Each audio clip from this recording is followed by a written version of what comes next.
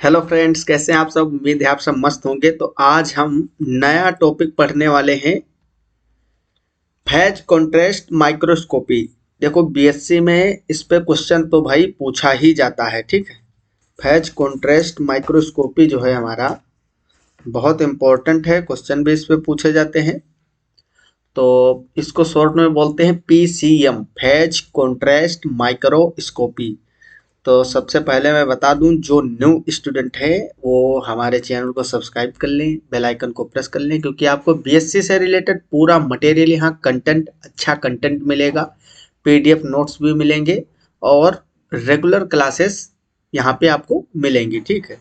तो ये माइक्रोस्कोपी वाला पार्ट हम डिस्कस कर रहे थे। इसमें हम लाइट माइक्रोस्कोपी को लेकर चल रहे थे। लाइट माइक्रोस्कोपी का लेक्चर आपको एक मिला भी होगा। आज हम बात करेंगे फेज कॉन्ट्रास्ट माइक्रोस्कोपी की, पीसीएम। देखो पहले इस वर्ड का मतलब क्या होता है मैं आपको बता दूं। माइक्रोस्कोपी तो आप जानते ही हो, study of micro organisms with the help of microscope, ठीक। और कौन से ऑर्गेनिज्म, माइक्रो ऑर्गेनिज्म ऐसे जिनको हम नेकेड आई से, नग्न आंखों से नहीं देख सकते हैं, उनके अध्ययन के लिए हम माइक्रोस्कोप से जो विधि अपनाते हैं उसको हम बोलते हैं माइक्रोस्कोपी। कॉन्ट्रास्ट मीन्स क्या होता है, यहाँ पे कॉन्ट्रास्टिंग इमेज बनेगी, बहुत ही कॉन्ट्रास्टिंग। इसमें लाइट इंटेंसिटी यूज की जाएगी। क्या यूज की जाएगी? लाइट इंटेंसिटी, ठीक है। और वेवलेंथ वेरिएशन अभी हम बहुत अच्छे से आपको डायग्रामेटिकली समझाएंगे। और फेज का मतलब वैसे तो बहुत होते हैं, फेज मीन चरण भी होता है, लेकिन यहाँ पे फेज का मतलब टोटल लाइट से है। किससे है? लाइट से। अब देखो, एक इम्पोर्टेंट चीज है, मैं आपको बताऊं, बहुत ही महत्वपूर्ण। जैसे कि आपको पता होगा,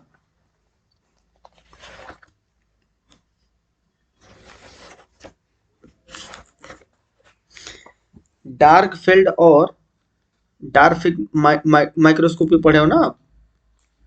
यहाँ पे समझाते हैं आपको। जो डार्क फील्ड माइक्रोस्कोपी होती है, माइक्रोस्कोपी, इसमें क्या होता है, जो हमारा स्पेसिमेन होता है, स्पेसिमेन, उसको हम पहले स्टेन करते हैं। क्या करते हैं? स्टेन। फिर हम उसको देख पाते हैं। तो ये जो फेज कॉन्ट्रास्ट है क्यों डेवलप किया गया? क्योंकि आपको पता है डार्क फील्ड माइक्रोस्कोपी में आप स्पेसिमेन को सबसे पहले स्टेन करते हो, मतलब रंगते हो उनको, रंगते हो ना, रंगना पड़ता है। अब रंगने के लिए केमिकल डाइज यूज की जाती है, केमिकल डाइज का यूज किया जाता है, मतलब रासायनिक रंजकों का उपयोग, रासायनिक रंजकों का उपयोग किया जाता है, का उपयोग। तब हमको स्पेसिमेन डार्क फील्ड माइक्रोस्कोपी में दिख पाता है। तो ऐसा भी तो हो सकता है कि आप किसी living living transparent transparent cells या फिर ऑर्गेनिज्म को देखना चाहते हो।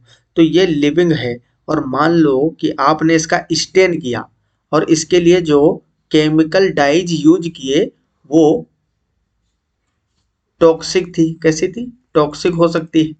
तो जो होगा मटेरियल आपका वो डेड हो जाएगा, ठीक है। तो ये सिस्टम बन नहीं पाएगा। इसलिए जो लिविंग नहीं होते हैं, नॉन लिविंग चीजें हैं, कोई पदार्थ है, मटेरियल है, जिसको आप देखना चाहते हो, तो वो डार्क फील्ड माइक्रोस्कोपी में काम चला देगा। लेकिन आपको मान लो लिविंग सेल्स का अध्ययन करना है कि सेल के अंदर किस तरह से, जैसे प्रोटीन सिंथेसिस कैसे होता है, डीएनए का रिप्लिकेशन कैसे होता है, तो लिविंग चीजों पे जब आप स्टेन करोगे किसी केमिकल डाई से, तो वो टॉक्सिक भी हो सकता है उसके लिए। इसके लिए हम बनाए हैं फेज कॉन्ट्रास्ट। फेज कॉन्ट्रास्ट में क्या होता है, देखो फेज कॉन्ट्रास्ट जो है हमारा माइक्रोस्कोपी, फेज कॉन्ट्रास्ट माइक्रोस्कोपी, ठीक। तो इसमें क्या होता है, इसमें कोई भी transparent specimen, specimen transparent specimen जो होता है हमारा, तो इसको हम बिना स्टेनिंग के, ठीक है, विदाउट स्टेनिंग, विदाउट स्टेनिंग, या फिर आप लिख सकते हो no stain required, no stain required. और इसमें जो है intensity, intensity variation, intensity variation जो होता है ना, लाइट इंटेंसिटी वेरिएशन पे डिपेंड होगा। तो इस तरह से हम बिना बिना स्टेन किए, विदाउट स्टेन किए उस ट्रांसपेरेंट स्पेसिमेन को, सेल हो या कोई सेलुलर प्रोसेस देखना हो, इन चीज़ों का अध्ययन कर सकते हैं, स्टडी इजीली कर सकते हैं। तो इसीलिए इसका विकास किया गया था, इसको बनाया गया था, ठीक है। तो डार्क फील्ड माइक्रोस्कोपी में हम नॉन लिविंग चीज़ों को ही देख सकते हैं, क्योंकि लिविंग चीज़ें जो हैं, सेल वगैरह है, सेलुलर प्रोसेस है, उसके लिए जो केमिकल डाई होंगे आपके, जो रंजक होंगे स्टेन करने के लिए, वो टॉक्सिक हो सकते हैं, जहरीले हो सकते हैं। इसका प्रिंसिपल क्या होता है फेज कॉन्ट्रास्ट माइक्रोस्कोपी का, थोड़ा सा हम समझ लेते हैं, क्योंकि ये इंपॉर्टेंट चीज़ है। अब ये आपको नोट करनी है सभी चीज़ें, वो तो मैंने कंसेप्ट एक डेवलप किया है आपको, वो भी आप ब्राइटली लिख सकते हो, लेकिन आपको अपने उत्तर में क्या लिखना है, जैसे कि application of phase contrast microscopy, क्या क्या इसके यूजेस होते हैं। To produce high contrast image of transparent specimen, मतलब जो आपके लिविंग स्पेसिमेन है, ट्रांसपेरेंट स्पेसिमेन है, उसका हाई कॉन्ट्रास्ट इमेज प्रोड्यूस करता है। सच एज लिविंग सेल्स हो सकते हैं, यूजुअली इन कल्चर में, जो हम कल्चर मीडिया यूज करते हैं ना, उसमें लिविंग सेल्स का प्रोसेस वगैरह देखते हैं। माइक्रो ऑर्गेनिज्म हो गया, लिविंग सेल्स मतलब जीवित कोशिकाएं, जीवित कोशिकाएं। इसके अलावा सूक्ष्म जीव, सूक्ष्म जीव micro organism. Thin tissue slices मतलब पतले ऊतक की परत, ऊतक की परत, ठीक। सब सेलुलर पार्टिकल्स, सब सेलुलर पार्टिकल्स, सब सेलुलर पार्टिकल्स मतलब जैसे कि राइबोसोम्स वगैरह के बारे में जानकारी लेना है। इंक्लूडिंग न्यूक्लियाई जैसे कि केंद्रक, एंड अदर ऑर्गेनेल्स, माइटोकॉन्ड्रिया वगैरह हो सकते हैं। The dynamic motility of mitochondria, देख रहे हो माइटोकॉन्ड्रिया की जो गतिशीलता है, किस तरीके से कार्यशील है वो सेल के अंदर, उसके बारे में अगर जानना है, ठीक। माइटोटिक क्रोमोसोम एंड वैक्यूल्स, इन सब चीज़ों को देखने के लिए, and how they proliferate through cell division, मतलब सेल डिवीजन के समय पे किस तरह से इनलार्जमेंट आता है इनमें, ये सारी चीज़ें देखने के लिए इसका यूज किया जाता है। तो ये कुछ इम्पोर्टेंट एप्लीकेशन है, आपको इतने ही एप्लीकेशन लिखना है। अभी हम जो प्रिंसिपल में आपको नोट्स देंगे, प्रिंसिपल में भी उतना ही लिखना है आपको, किस सिद्धांत पे काम करता है। तो जितने नोट्स में आपके लिए बना के लाए हैं सिर्फ इतना ही आपको याद करना है। अब ये हम थोड़ा सा रे डायग्राम इसका समझते हैं, ठीक है, कि किस तरह से ये वर्क करता है थोड़ा सा। हाँ अब सही रहेगा, ठीक। ये है फेज कॉन्ट्रास्ट माइक्रोस्कोपी का रे डायग्राम। आपको पता ही है जो बेसिक चीज़ें होती हैं कि एक लाइट सोर्स हम यूज करते हैं, एक कंडेंसर होता है जो लाइट निकल रही है, लाइट सोर्स से जो लाइट निकल रही है उसको कंडेंस करता है, संघनित करता है स्पेसिमेन पे, ठीक। तो इसके लिए कंडेंसर लगा होता है। ये आपका स्पेसिमेन यहाँ पे रखा हुआ है, एक ऑब्जेक्टिव लेंस होता है, और फिर लास्ट में क्या होता है हमारा, लास्ट में होता है आई पीस। तो ये बेसिक चीज़ें तो सभी माइक्रोस्कोप में होंगी, लेकिन यहाँ पे आपको नई चीज़ क्या दिख रही है, आपको न्यू दिख रहा होगा यहाँ एन्यूलर रिंग, इसको बोलते हैं एन्यूलर रिंग।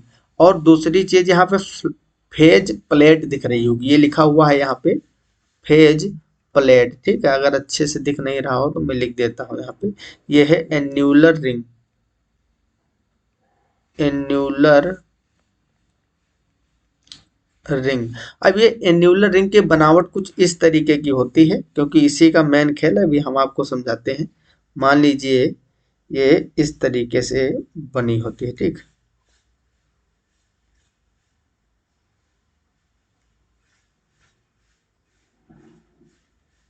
ये पूरा आपका डार्क होगा, ठीक। ये इस तरीके से डार्क होता है पार्ट इधर का, और आपका जो बीच का पार्ट होगा सेंटर वाला, ये भी आपका डार्क होगा। इस एन्यूलर रिंग में क्या होगा, सिर्फ जितना आपको व्हाइट पार्ट दिख रहा है, इसमें एन्यूलर रिंग में दो कंपार्टमेंट होते हैं। एक तो हो गया ये डार्क वाला, ठीक, डार्क, और ये का आपका लाइट वाला होगा जो बीच में दिख रहा है, ठीक।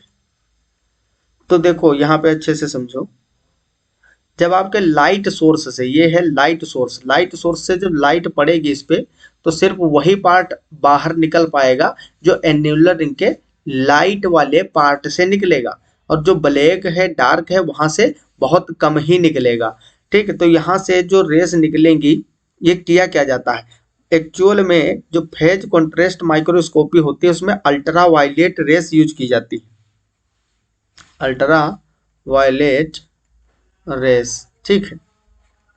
तो ये पता है आपको इनविजिबल होती है, कैसी होती है, इनविजिबल।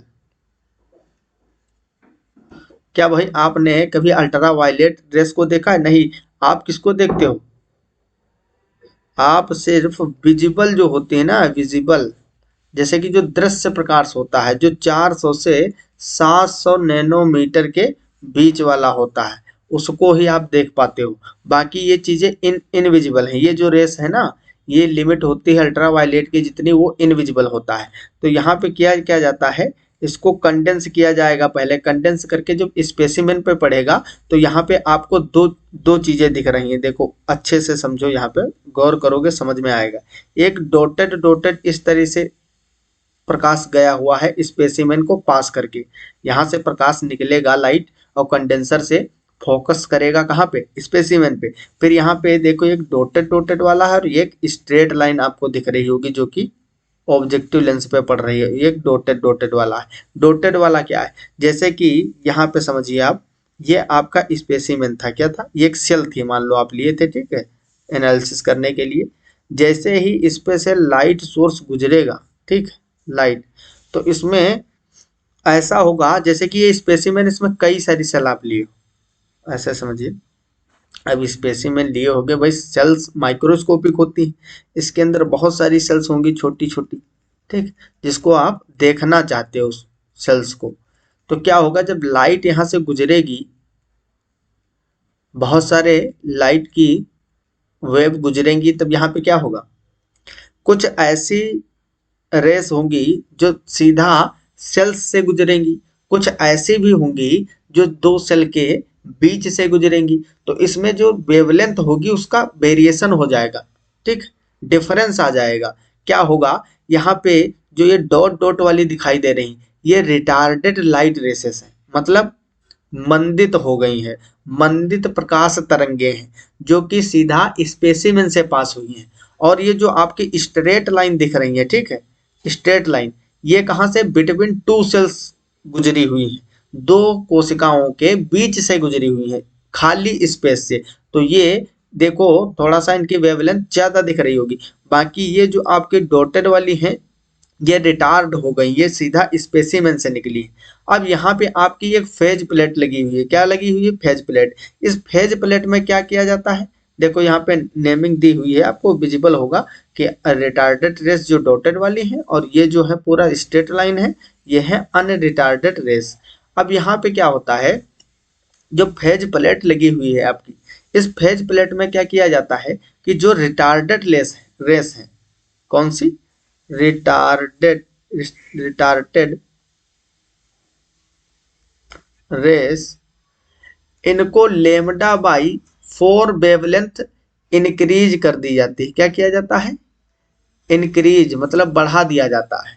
और जो अनरिटार्डेड है, अनरिटार्डेड मतलब स्ट्रेट लाइन वाली, उनको लेमडा बाई 4 घटा दिया जाता है वेवलेंथ। समझ रहे हो? तो टोटल इसमें वेरिएशन कितना आता है? लेमडा बाई 2 का। तो यहाँ पे जो रिटार्डेड रेस थी, जो आपकी एक्चुअल में स्पेसिमेन से होके गुजरी थी, उनकी वेवलेंथ को जब आप बढ़ा देते हो तो यहाँ पे क्लियर कट इमेज आपको प्राप्त हो जाती है इमेज प्लेट पे। ठीक है, तो ये प्रोसेस होता है कुछ इसमें कि किस तरह से ये वर्क करता है। यहाँ से सोर्स से निकलेगी लाइट, फिर जो लाइट पार्ट होगा एन्यूलर रिंग का, वहां से निकल के कंडेंसर पे पड़ेंगी, फिर स्पेसिमेन पे फोकसित होंगी, वहां से अलग अलग टाइप की वेवलेंथ की निकलेंगी यहाँ से रेस। ठीक है, तो जो रिटार्डेड होंगी उनको यहाँ पे फेज प्लेट से फिर से उनकी वेवलेंथ बढ़ाई जाएगी। अब थोड़ा सा यहाँ पे वेवलेंथ का कंसेप्ट मैं आपको बताता हूँ क्या सिस्टम होता है। देखो यहाँ पे आपको ये तो पता ही होगा कि वेवलेंथ एक्चुअल में क्या होता है। जैसे कि ये कोई तरंग है जा रही है, ठीक, ये इसके बीच की जो ये दूरी है ना, इसको बोलते हैं लेमडा। लेमडा मतलब वेव लेंथ। ठीक, इससे पहले भी मैं लेक्चर में आपको बता चुका हूँ। तो देखो ये कंस्ट्रक्टिव इंटरफेरेंस और डिस्ट्रक्टिव इंटरफेरेंस क्या होता है। मान लो दो रेस पैरेलल जा रही थी साथ साथ में, अब कई सारी रेस लाइट की निकलती होंगी। अगर देखो इधर देखो, इसका पीक और इसका पीक पैरेलल है, और यहाँ पे देखो एंटी पैरेलल, ये एक दूसरे के सामने आ गया है। यहाँ पे एक ही प्लेन में चल रही हैं, तो ये क्या हो जा रहा है, ये दोनों तरंगे मिलकर आपस में क्या बड़ी तरंग बना देती है, वेवलेंथ बढ़ जाती है। और अगर इस तरीके से जब इसका पीक और इसका पीक एक दूसरे के आमने सामने आ जाता है, देख रहे हो उल्टा हो गया है यहाँ पे सिस्टम, तब क्या होता है, वेवलेंथ ये जो होती है इसका इंटरफेरेंस इस तरीके से होता है कि एक स्ट्रेट लाइन प्राप्त होती है, सब कुछ खत्म हो जाता है इसका सिस्टम। तो इस तरीके से वेवलेंथ का इसमें कंसेप्ट यूज होता है। यहाँ पे एक और डायग्राम मैंने आपके लिए लाया हुआ हूँ, यहाँ पे देखोगे आप और अच्छे से आपको समझ में आएगा। थोड़ा सा छोटा कर दो, ठीक है, ये देखिए ये लाइट सोर्स है आपका, यहाँ पे एन्यूलर रिंग लगी हुई है। ये एन्यूलर रिंग उसी तरीके की होगी, ऐसे बनी होगी। एक इसमें जो है लाइट पार्ट होगा, बाकी इसमें सब किस तरीके का होगा, डार्क होगा। ठीक, ये कंडेंसर लेंस है। स्पेसिमेन आपका यहाँ पे प्लेस है, ऑब्जेक्टिव लेंस है, फिर यहाँ पे अनडिफ्रेक्टेड लाइट और डिफ्रेक्टेड लाइट दो पार्ट हो जाते हैं ये। ठीक, ये मेन कंसेप्ट है इसका। फिर फेज प्लेट से सीधा इमेज बन जाती है। और यहाँ पे ये आपको याद रखना है कि जो अनडिफ्रेक्टेड लाइट मतलब जो रिटार्डेड लाइट होती है, रिटार्डेड वेवलेंथ वाली, उसका वेवलेंथ 4 लेमडा बाई 4 टाइम बढ़ा दिया जाता है, ताकि इमेज जो स्पेसिमेन से पास हो रही है रेस, उसके थ्रू इमेज अच्छा बनाया जाए। यहाँ पे लिखा हुआ है first annular stop in the condenser produces a cone of light focused on the specimen. मतलब ये जो एन्यूलर रिंग होती है, ये एक शंकु के जैसे ये कोन बनाती है, ठीक है, पूरे लाइट का। क्योंकि एन्यूलर में से पूरा तो निकल नहीं पाएगा लाइट, जितना भी लाइट सोर्स से जा रहा है, कुछ स्पेसिफिक ही निकल पाएगा जितना लाइट वाले पार्ट से निकलेगा, डार्क वाले पार्ट से तो निकल नहीं पाएगा। तो ये कोन का फॉर्मेशन कहता है, ऐसा इसका शेप बनाया होता है एन्यूलर रिंग की कि ये सीधा कंडेंसर पे पड़ के सीधे एकदम डायरेक्ट स्पेसिमेन पे फोकस करता है। ठीक, सेकंड है ऑब्जेक्टिव और स्पेसिमेन रिफ्रैक्ट्स और refract lights, reflect light, light travelling directly from the condenser lens and light travelling through the specimen are out of phase when the pass through the objective and phase plate. Wavelength in phase or out of phase either add together or cancel out each other. मतलब जब यहाँ से specimen से निकलेगी wavelength वाली race, तो दोनों काम हो सकते हैं, या तो एक दूसरे को खत्म कर दें या फिर उसकी जो वेवलेंथ है वो बढ़ जाए। वो मैंने कंसेप्ट आपको अच्छे से अभी समझाया है। इसके अलावा एक और यहाँ पे डायग्राम है, इसको भी आप देख सकते हो, आपको पीडीएफ में मिल जाएगा। तो अब हम बात करते हैं इसके प्रिंसिपल की, क्या प्रिंसिपल फॉलो करता है ये phase contrast microscopy. Phase contrast microscopy का प्रिंसिपल, ठीक है। Phase contrast microscopy is based on the principal that small phase changes in the light rays, मतलब लाइट रेस जो है उसमें थोड़ा सा चेंज किया जा रहा है, induced by differences in the thickness and refractive index of the different part of an object can be transformed into differences in brightness और लाइट इंटेंसिटी। देखो हम वेवलेंथ को तो डायरेक्टली आंखों से मेजर नहीं कर सकते, वेवलेंथ भाई देख सकते हो, बता सकते हो कितनी वेवलेंथ होगी, कि तरंगे कितना उठ रही हैं ऊपर, कितना पीक बनना नहीं जान पाओगे। इंटेंसिटी को आप ऑब्जर्व कर सकते हो, इंटेंसिटी मतलब कितनी ब्राइटनेस कम हुई या ज़्यादा हुई, इस चीज़ को आपकी आंखें जो है वो देख सकती हैं, तो इन चीज़ों को हम मेजर कर सकते हैं। लेकिन आप वेवलेंथ को मेजर नहीं कर सकते हो, वेवलेंथ को मेजर करने के लिए साइंटिस्टों ने उसमें जुगाड़ किए हैं, ठीक है, कि लेमडा इतने लेमडा बढ़ाया जाएगा, इतना घटाया जाएगा, इस सिस्टम पे काम करता है। In simple terms sorry, phase contrast microscopy is the translational of visible phase shifts into visible differences of intensities. The phase change are not detectable to human eye, whereas the brightness or light intensity can be easily detected by the human eyes, ठीक। और दूसरी बात एक आपको बताऊं, यहाँ पे मैंने बताया था अभी कि अल्ट्रा वायलेट रेस यूज की जाती है, क्या यूज किया जाता है, ultraviolet rays, ultraviolet rays use की जाती है, ठीक। यहाँ क्या होता है, इसमें कुछ ऐसी भी चीजें लगाई जाती हैं जो अल्ट्रा वायलेट रेस, मान लो जैसे कि इनकी वेवलेंथ तो चेंज की जाती है, जब वेवलेंथ चेंज होगी तो ये इनविजिबल से विजिबल हो जाएंगी, लेकिन मान लो कुछ रेस रह गई हैं तो उसको हटाने के लिए इसमें फिल्टर वगैरह भी यूज किए जाते हैं। मेनली तो ये फिल्टर वाला काम फ्लोरेसेंस में होता है, उसको हम आगे पढ़ेंगे, जिससे कि मान लो कुछ रेस रह गई अल्ट्रावायलेट और आप आंखों से देख रहे हो तो माइक्रोस्कोप से पास करके आपके आंखों को नुकसान पहुंचा सकती, तो उसके लिए भी कई सारी सावधानियां बरती जाती हैं। तो ठीक है, तो ये हमारा आज का टॉपिक जो था फेज कॉन्ट्रास्ट माइक्रोस्कोपी ये कंप्लीट हुआ। तो यही थैंक यू, आपका पुराना वाला रखा हुआ था उसी को हम लेके आए हैं। तो आपको बहुत बहुत धन्यवाद आप सभी को क्लास ज्वाइन करने के लिए। ऐसे ही आप लोग बने रहें, अच्छे से पढ़ाई करते रहें। कोई भी डाउट है तो आप कमेंट बॉक्स में पूछ सकते हो। आप लोग चैनल को लाइक कर दिया करो, ठीक है, वीडियो को कमेंट वगैरह किया करो, थोड़ा अच्छा लगता है। तो मिलते हैं अगली क्लास में अगले लेक्चर के साथ, तब तक के लिए क्या भाई, तब तक के लिए ओके बाय और जय हिंद जय भारत। तो हम स्टॉप करने वाले हैं अब क्लास, ये